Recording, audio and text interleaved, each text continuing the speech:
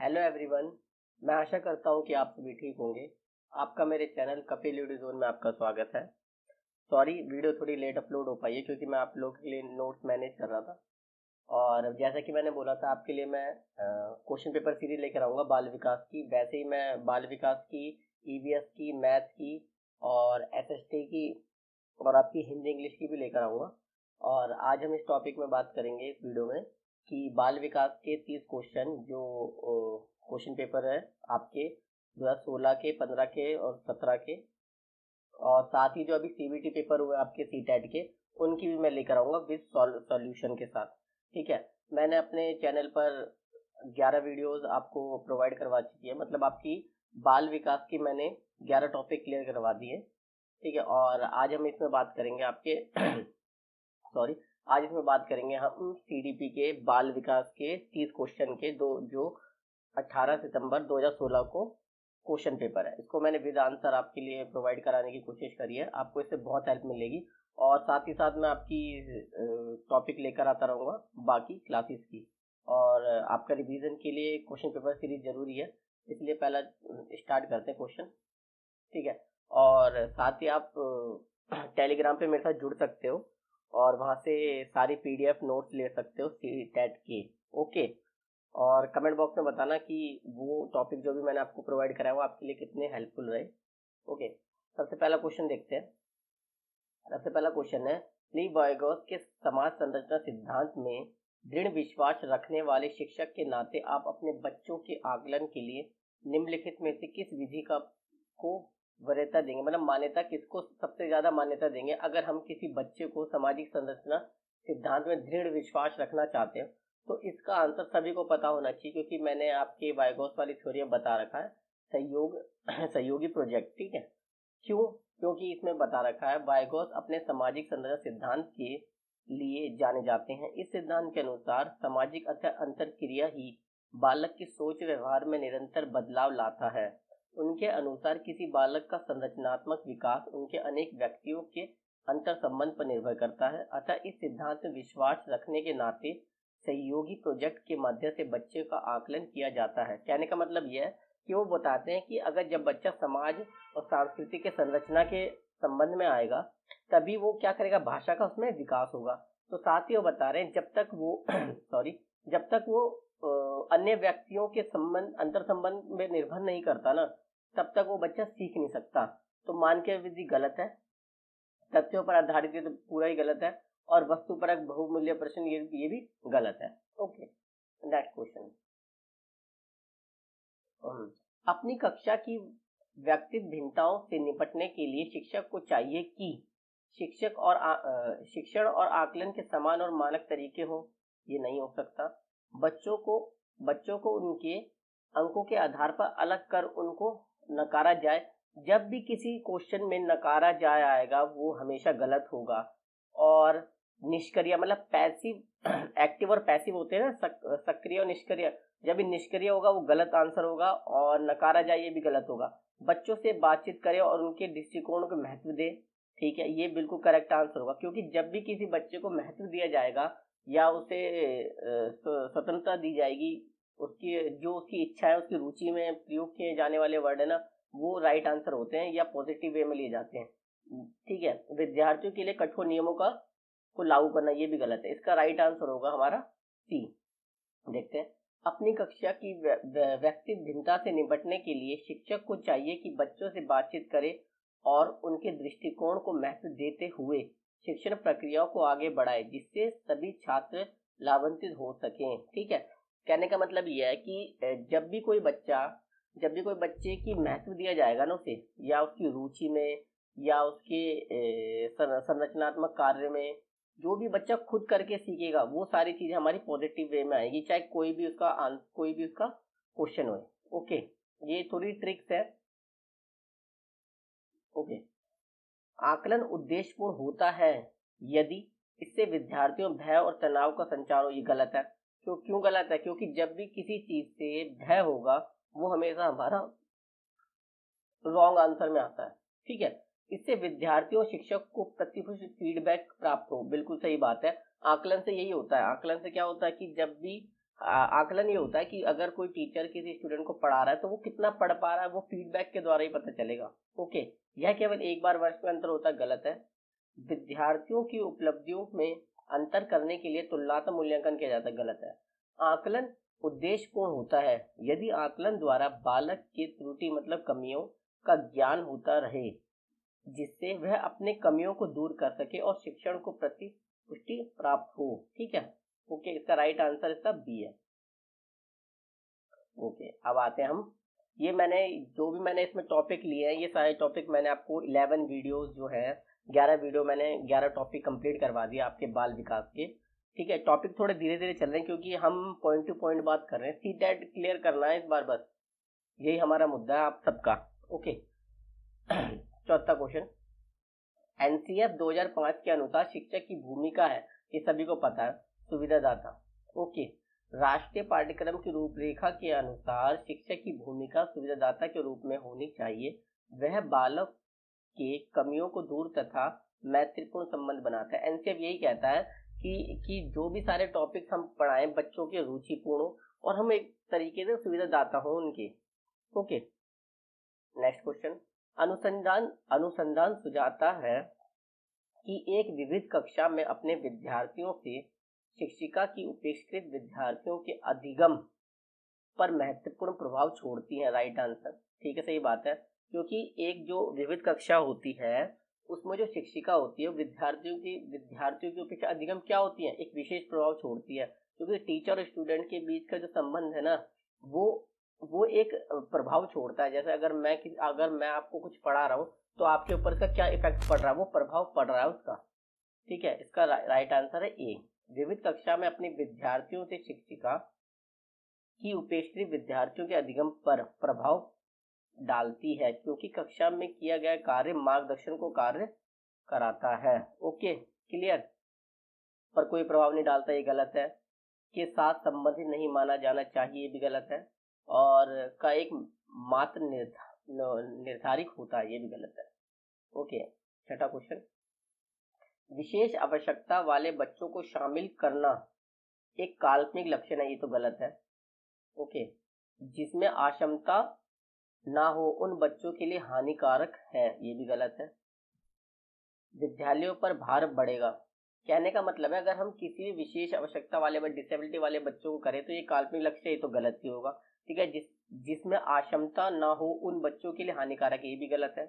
ठीक है, विद्यालयों पर भार बढ़ेगा, ये भी पूरी तरह से गलत है। ये हमारा है समावेशी शिक्षा का टॉपिक का क्वेश्चन है। ठीक है, मैंने करवा रखा आपको ऑलरेडी। ठीक है, शिक्षण के प्रति दृष्टिकोण विषय वस्तु और धारणा परिवर्तन की अपेक्षा रखता है, बिल्कुल सही जवाब, डी आंसर इसका राइट आंसर है। विशेष आवश्यकता वाले बच्चों को शामिल करना शिक्षण के प्रति दृष्टिकोण विषय वस्तु और धारणा परिवर्तन की अपेक्षा रखता है। सातवां, विविध प्रकार की सामाजिक, आर्थिक और सांस्कृतिक प्रतिभूमि के बच्चों के युक्त कक्षा सभी विद्यार्थियों के अधिगम अनुभवों को बढ़ाती है, यह कथन है। ठीक है, सबसे पहले मैं आप सीखते हैं। ये कह रहा है कि विविध प्रकार की सामाजिक, आर्थिक और सांस्कृतिक पृष्ठभूमि के बच्चों से युक्त कक्षा सभी विद्यार्थियों के अधिगम अनुभवों को बढ़ाती है, बिल्कुल सही है, बिल्कुल सही बात है। ठीक है, क्योंकि पहला देखते हैं, क्योंकि गलत है, गलत तो है ही नहीं। ठीक है, सही है, क्योंकि इससे कक्षा अधिक श्रेणीबद्ध दिखाई देती है, ये भी गलत है, क्योंकि श्रेणीबद्ध नहीं होती, इससे क्या होते हैं, उनके अनेक कौशल सीखते हैं। ठीक है, चौथा गलत, ये भी गलत है। क्योंकि हमें इस सेंटेंस ये तो पता लग गया सही है, जिन में भी गलत है वो तो आंसर गलत हो गए। अब ये सही है, इसमें सही था, मगर इसकी आगे की लाइन तो गलत है। ठीक है, सही, क्योंकि बच्चे अपने साथियों से अनेक कौशल सीखते हैं, इसका सेकंड वाला राइट आंसर है। विविध प्रकार की, एक्सप्लेन देखते हैं क्या कह रहे हैं ताकि आप और अच्छी तरीके से सीख पाओ। विविध प्रकार की सामाजिक, आर्थिक और सांस्कृतिक पृष्ठभूमि के बच्चों से युक्त कक्षा सभी विद्यार्थियों के अधिगम अनुभवों को बढ़ाती है, यह सही है, क्योंकि बालक का विकास अपने साथी समूह में होता है और वह अपने मित्रों के द्वारा अनेक कौशल सीखता है। ओके, आगे चलते हैं। ठीक है, सुनने में असमर्थ बच्चा, कहने का मतलब है जो बच्चे सुन नहीं पा रहे हैं वो क्या है, श्रवण असमर्था वाले बच्चों के विद्यालयों में ही भेजा जाना चाहिए, नियमित विद्यालयों में नहीं। ये गलत है, क्योंकि ये हमारा है इंक्लूसिव एजुकेशन, समावेशी शिक्षा से क्वेश्चन है। उसमें बताया गया है कि सभी बच्चों को समान अवसर देने चाहिए और सभी बच्चों को मुख्य धारा में मतलब मेन स्ट्रीम में लेके आना चाहिए। तो ये तो गलत है, उन्हें अलग अलग बांटना। ठीक है, केवल अकादमिक शिक्षा में लाभ नहीं उठाना पाएंगे, उसे उनके स्थान पर व्यावसायिक शिक्षा देना, ये भी गलत है, अलग करने की बात की गई है। ठीक है, नियमित विद्यालयों में अपने सहपाठियों के समान कभी प्रदर्शन नहीं कर पाएंगे, ये भी गलत है, क्योंकि कभी भी उनको किसी से कंपटीशन करके उनको नीचा दिखाने की जो इंक्लूसिव समावेशी शिक्षा कहती है वो गलत है। नियमित विद्यालय में बहुत अच्छा कर सकते हैं यदि उनके उपयुक्त सुविधा और साधन उपलब्ध कराया जाए। इसका राइट आंसर है। सुनने में असमर्थ बच्चा नियमित विद्यालय में बहुत अच्छा कर सकता है यदि उसे उपयुक्त सुविधा और साधन उपलब्ध कराए जाए। समावेशी शिक्षा में सामान्य बालकों के साथ समस्यात्मक बालक को पढ़ाया जाता है। ठीक है, ओके, इसका राइट आंसर सी है। ये सारे क्वेश्चन पेपर सीरीज है जो मैं आपके टॉपिक भी क्लियर हो जाएंगे और आपके क्वेश्चंस भी क्लियर हो जाएंगे और जो आपने रिवीजन करा है वो आपके सबके सब टॉपिक क्लियर होते रहेंगे। निम्नलिखित में से कौन सी विशेषता प्रतिभावना शिक्षार्थी की है? यदि वह आक्रामक और कठोर होते हैं, ये तो गलत है, कभी बच्चा आक्रामक नहीं होता। यदि कक्षा की गतिविधियां अधिक चुनौतीपूर्ण नहीं होती है तो वह कम प्रेरित अनुभव करता है और उब जाता है। बिल्कुल सही जवाब है, सेकंड वाला राइट आंसर है। वह बहुत ही तुनक मिजाज होता है, ये भी गलत है। वह रस्मी व्यवहार करता है, जैसे हाथ थपथपाना, ठीक है, डोलना आदि, ये भी गलत है। प्रतिभावना बालक को कक्षा की गतिविधियों अधिक चुनौतीपूर्ण नहीं लगती तो वह कम प्रेरित अनुभव करता है तथा उब जाता है। ओके, कौन से बालक की बात हो रही है? इसमें बालक की बात हो रही है प्रतिभावन, ठीक है, प्रतिभावन विद्यार्थियों की बात हो रही है। ओके, 10वां क्वेश्चन, एक शिक्षिका अपने प्राथमिक कक्षा में प्रभावी अधिगम को बढ़ा सकती है। अधिगम में छोटी छोटी उपलब्धियों के लिए पुरस्कार देकर पुरस्कार देना गलत है। ठीक है, ड्रिल और अभ्यास के द्वारा, ये भी गलत है। अपने विद्यार्थियों प्रतियोगिताओं को प्रोत्साहित देकर, ठीक है, एनसीएफ कहता है कि कंपटीशन कराना गलत है, क्योंकि जो भी हम अंकों की बात करते हैं या अंकों की तुलना करते हैं वो बच्चों में प्रतिस्पर्धा गलत है। ठीक है, विषय वस्तु को विद्यार्थियों के जीवन के साथ संबंधित कराया जाए, बिल्कुल सही आंसर। जब भी हम बालक जो भी है उसके जीवन के साथ जोड़ेंगे ना, किसको? विषय वस्तुओं के साथ। जैसे सपोज मानो कि आपको पर्यावरण के टॉपिक को किसी बच्चे को पढ़ाना है, तो पहले आप पेड़ पौधों के बारे में बताओगे और आपकी सोसाइटी के बारे में बताओगे, फिर धीरे धीरे करते करते आप सोसाइटी से उसे, समाज से उसे जोड़ोगे और फिर उसके पर्यावरण के बारे में बताओगे। ओके, प्राथमिक कक्षा में शिक्षिका अपने अधिगम को प्रभावी कर सकती है विषय वस्तु को अधिक विद्यार्थियों के जीवन से संबंधित करके। ऐसा करने से विद्यार्थी विषय वस्तु को अपने जीवन से जोड़े जाते हैं और अधिगम प्रभावी बन जाता है। ठीक है, बच्चों के बारे में निम्नलिखित कथनों में से कौन सी सही है?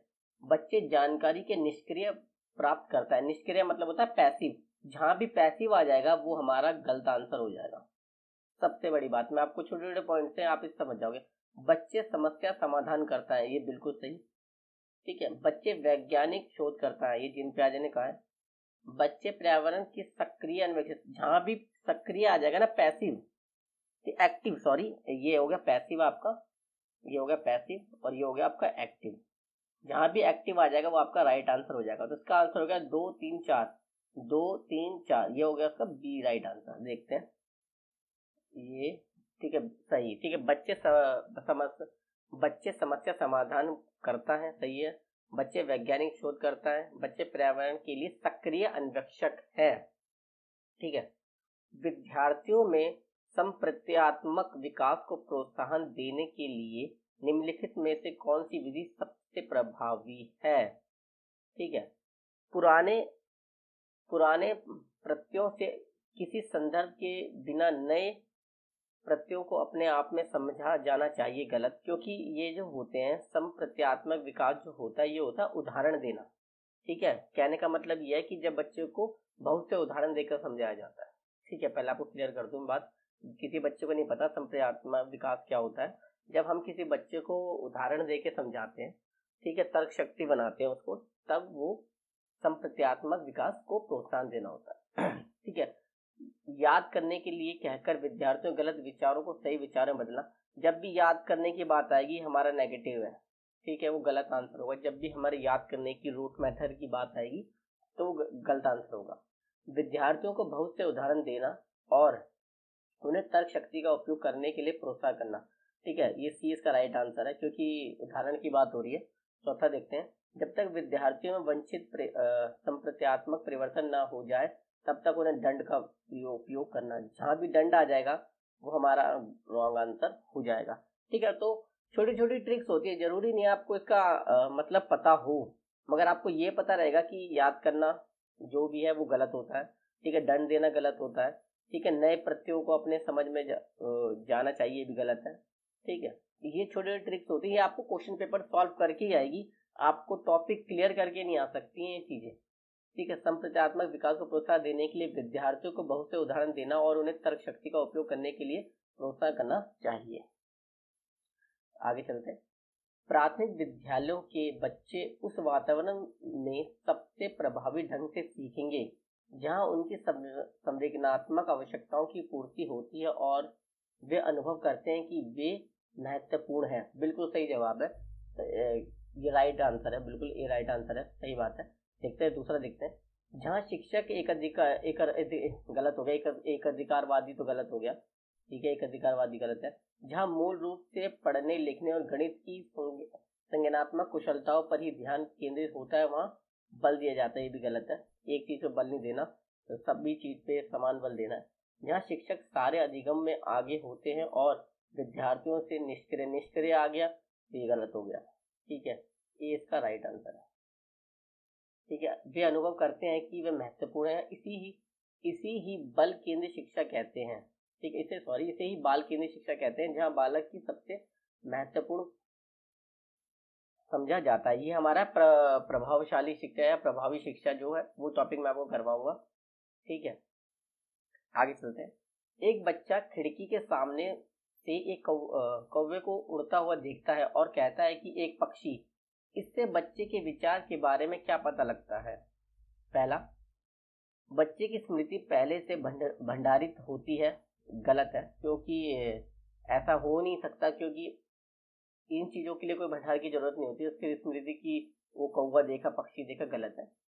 बच्चे में पक्षी का प्रत्यय विकसित हो चुका है, बिल्कुल सही, एक ये राइट आंसर है। देखते हैं दूसरा, बच्चे ने अपने अनुभव बताने के लिए भाषा के कुछ उपकरणों का विकास किया, गलत, क्योंकि यहाँ भाषा की बात नहीं हो रही है, यहाँ पक्षी की बात हो रही है।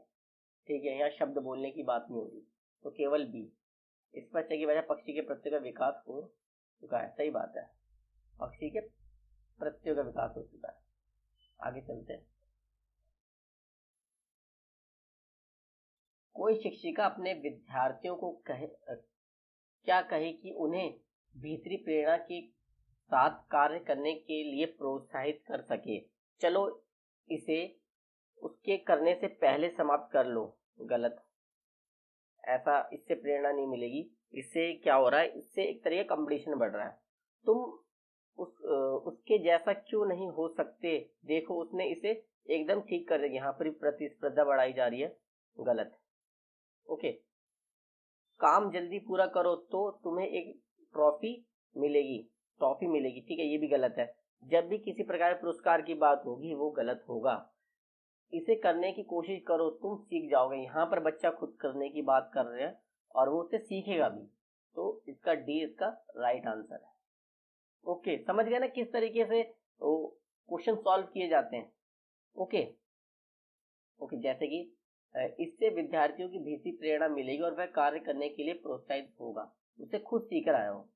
ओके, कोई शिक्षिका अपने विद्यार्थियों को अध्ययन करने के लिए करने हेतु आंतरिक रूप से उत्प्रेरित करने के लिए कैसे प्रोत्साहित कर सकती है? उनमें चिंतन और दंड पैदा करके, गलत। चिंता में दंड पैदा, तो ये पहली बात मैंने आपको बताया, ये हमेशा रॉन्ग आंसर होगा। प्रतियोगात्मक परीक्षा से, ये भी गलत है, जब भी प्रतिस्पर्धा या प्रतियोगिता परीक्षा की बात आएगी गलत रहेगा। साफ दिखाई पड़ने वाले इनाम देकर, जैसे ट्रॉफी, ये भी गलत है। अब बचा सी, बचा तो हमारा सी राइट आंसर है। अब कभी कभार ये होता है कि राइट आंसर भी आपको लगे ना राइट आंसर है, तो भी अगर आपके 3 आंसर आपके नेगेटिव जा रहे हैं तो आपको एक राइट करना ही पड़ेगा, चाहे वो आपको लगे ना, मगर वो ऑलरेडी उसका राइट आंसर ही होगा। व्यक्तिगत लक्ष्य निर्धारित करने और उसमें निपुणता पाने में उन्हें मदद देगा, राइट आंसर। ओके, बालक को निरंतर रूप से प्रेरित, आंतरिक रूप से प्रेरित करने के लिए अध्यापिका बालक की व्यक्तिगत लक्ष्य निर्धारित करने में तथा उनमें निपुणता पाने में मदद करे। 17वां,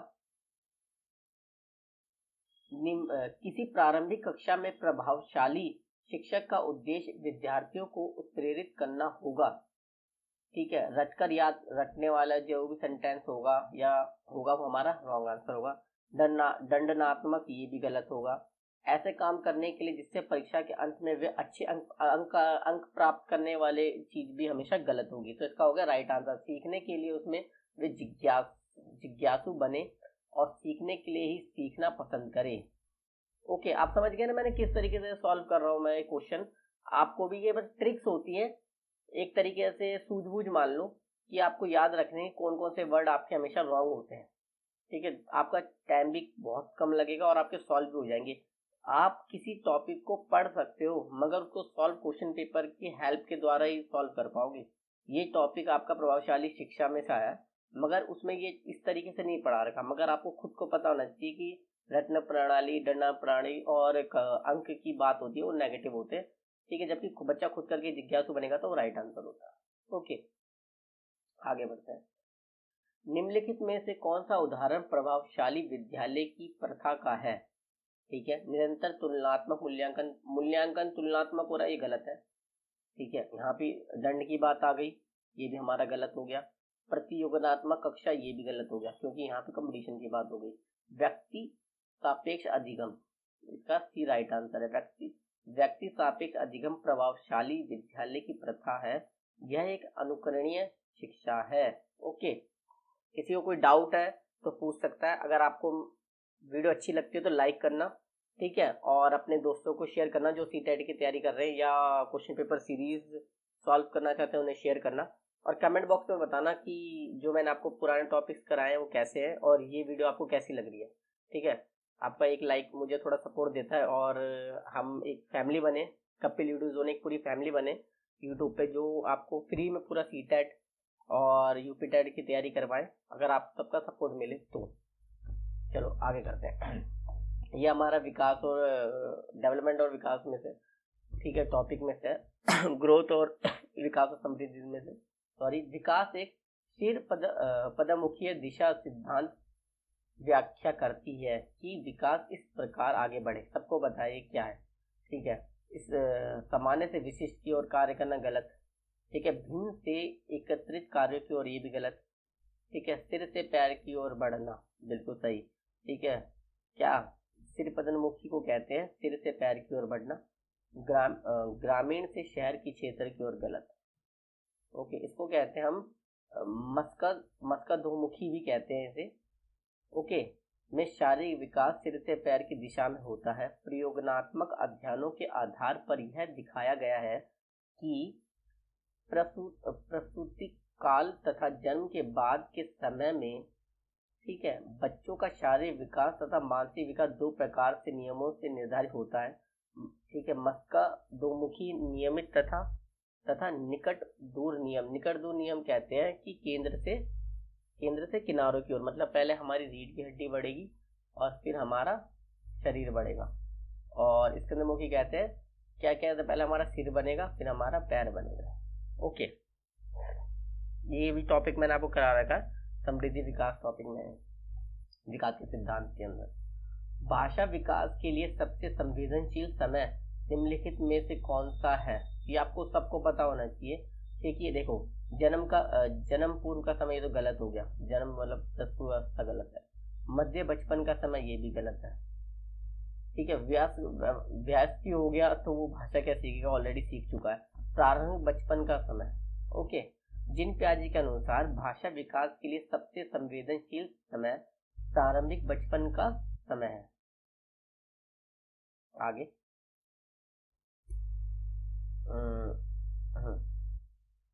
एक 6 वर्ष की लड़की खेल कूद में असाधारण योग्यताओं को प्रदर्शन करती है। उसके माता पिता दोनों ही खिलाड़ी हैं। उसे नृत्य प्रशिक्षण प्राप्त करने भेजते हैं और सप्ताह में उसे प्रशिक्षण देते हैं। बहुत संभव है कि उसकी क्षमताएं निम्नलिखित दोनों के बीच परस्पर प्रतिक्रियाओं का परिणाम होगी। कहने का मतलब ये कह रहे हैं कि एक लड़की है जो क्या करती है, खेल कूद करती है, उसके माता पिता खिलाड़ी हैं, मगर उसे क्या करता है, नृत्य सिखाया जा रहा है और वो दोनों के बीच की क्या प्रतिस्पर्धा निकलती है, उसके बीच परस्पर प्रतिक्रिया का क्या परिणाम होगा। तो इसमें क्या है, पहला है इसका वृद्धि और विकास, गलत। यह वृद्धि विकास की तो बात ही नहीं हो रही है। ठीक है। स्वास्थ्य और प्रशिक्षण, नहीं।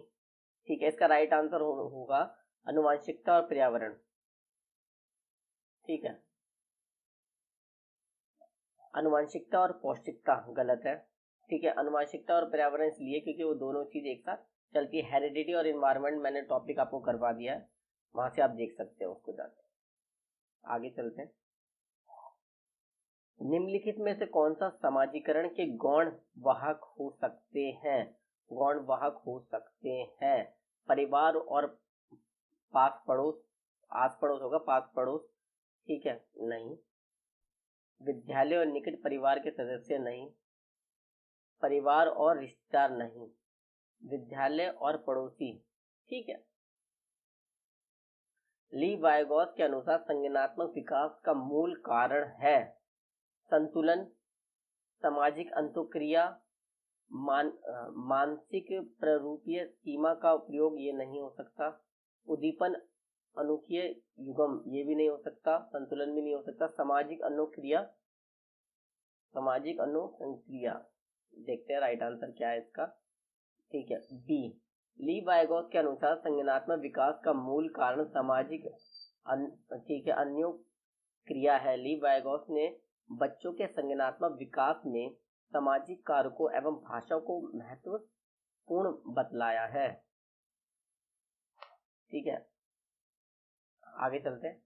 किसी बच्चे का दिया गया विशेष उत्तर कोलबर्ग के नैतिक तर्क के सोपानों की विषय वस्तु के किस सोपान के अंतर्गत आएगा?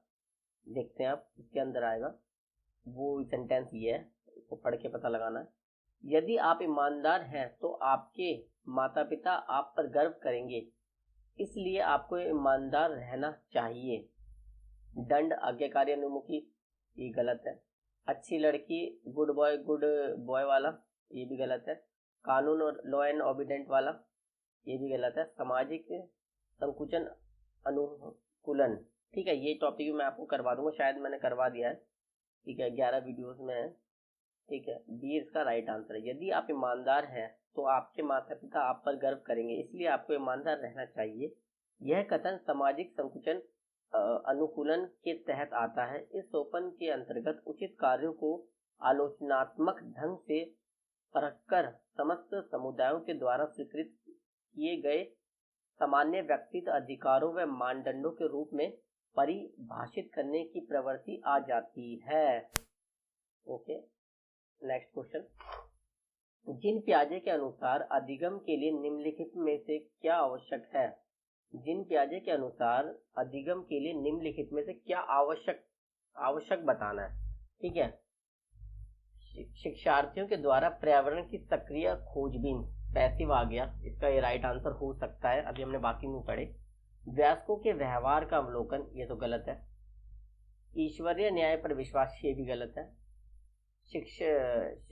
शिक्षकों और माता पिता द्वारा पुनर्बल, ये भी गलत है। रेनफोर्समेंट गलत है। इसका ए इसका राइट आंसर है। जिन पियाजे के अनुसार अधिगम के लिए विद्यार्थियों के द्वारा पर्यावरण की सक्रिय खोजबीन आवश्यक है। ठीक है, 26वां क्वेश्चन।